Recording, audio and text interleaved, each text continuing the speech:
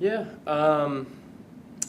Red Bull has a very defined identity, so it's something that the players who have been around, they know what it's like going into a Red Bull game. So it's going to be, a lot of high pressure, especially away from home. They press high.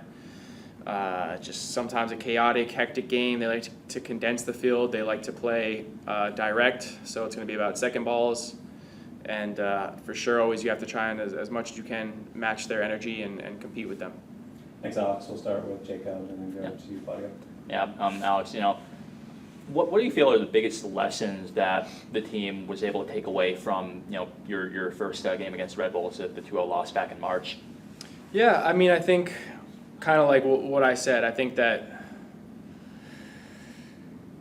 when they have such a clear idea of what they're trying to do, it can put the game a certain way and put it on their terms, especially at home, especially early in the season where we hadn't really played together too much yet. So I think that, similar to the Charlotte game where we left that game with a certain feeling and a certain idea of ways that we can change what we're going to do without going into too much detail. It's a similar type of thing.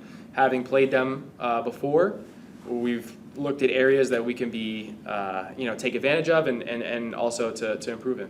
Mm-hmm. And your assist against Charlotte on Saturday, the back heel to Hani, you kind of have you've seemed to have this reputation throughout your careers, this hardworking, very very high motor player. Do you get any extra satisfaction from showing a bit of skill like that?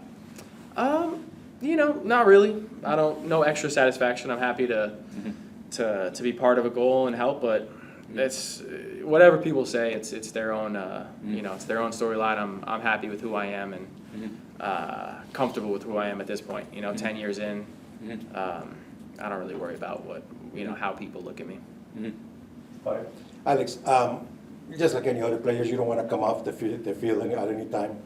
We kind of saw your frustration coming off the Atlanta game over there.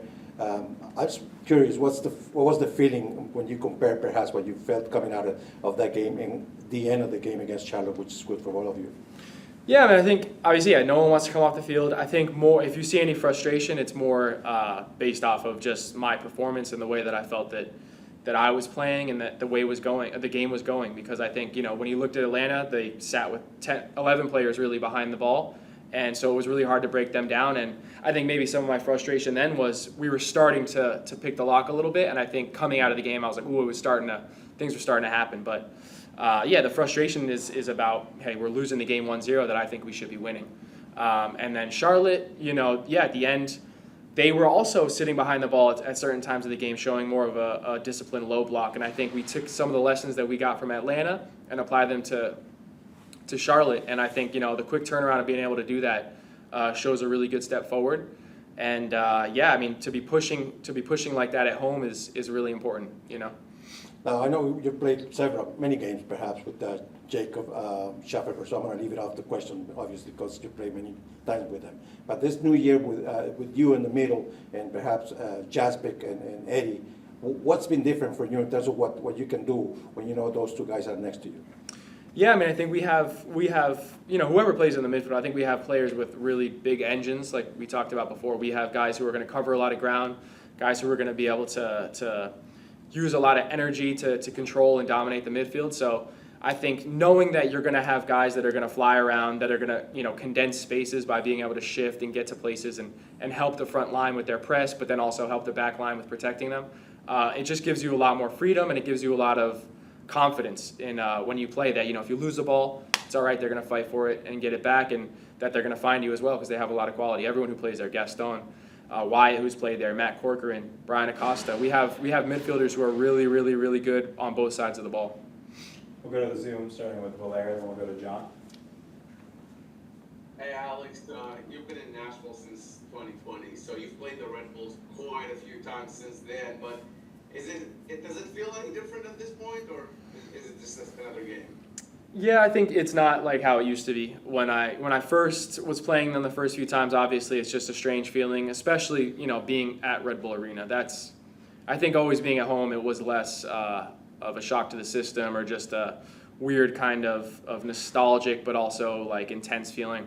I think, but at this point, especially playing at home, no, it doesn't feel like doesn't feel like I don't even really think of myself in that way anymore as oh, this was my old team. It's changed so much. There's so few faces there that are still around, and I think I feel really part of Nashville at this point. So I feel more of a Nashville player than anything. So for me, no, it's more about just knowing what the game is going to be like and what it's going to feel like. I'm more thinking about that because of the things that they present on the field. And then you've started every single MLS game this season. What do you attribute that to? Coach keeps putting me out there, so I guess I don't know. That's a BJ question. I don't know. I just trying to offer whatever qualities I have and be ready whatever my role is. This year I've started every game so far in MLS, and I think we're having a really good start. So obviously you're going to continue to, the coach isn't going to change too much if you're, I think this is the best start we've had apparently in our history. So that's always going to help. If you're on the field and things are going well, that's going to keep you on the field. I'm definitely not under any illusion that if my performances drop, if the team performances drop, that BJ will be ready to make changes. I think that he's someone who he believes a lot in his players, and he knows that he has a big group. So definitely not taking anything for granted. Definitely not expecting that that's going to be the case all year. So that's why when I do get an opportunity to go from the start, I try and seize the moment, do as much as I can, be on the rise, and help the group as much as possible to give myself the best possible chance to start the next game. Go ahead, John. Alex, as you mentioned, you guys are off to the best start I think in franchise history after 12 games, but that's come with Walker being out for almost half the season. What does that say maybe for Jason in particular and the rest of the team as well to kind of have the success despite missing someone who's obviously a vital piece of the team? Yeah, I think it's like I said, we have a really deep group, a group that definitely embraces the next man up mentality, and I think pretty much every player here believes and wants to start every game and believes that they can start every game. So I think that's always going to be a recipe for success. I think losing a guy like Walker is obviously morally hurts a lot because he's such a leader and he's such just a stalwart around here. He's been here from the beginning and he's been playing at a high level the whole time. I think when you look at the way that he got hurt, though, that's the kind of thing that also brings a group together. He was really putting his body on the line for the team, absolutely sacrificed, his body and his possible health for the team. And I think when guys see somebody willing to do that, it just raises the standard of what you have to do for your brothers, for this organization. So I think while we miss him a lot, and we're trying to get him back as soon as possible, the way that he put himself on the line for us, I think was, just another gift that he gave. And I know he's working to get back, and I have no doubt that he'll be back soon. All right, and one follow, in terms of goal contributions, I know defense has produced quite a number of them this season. How different in your mind is that maybe from years past, and how important is it that you guys are getting so many goal contributions from the back line?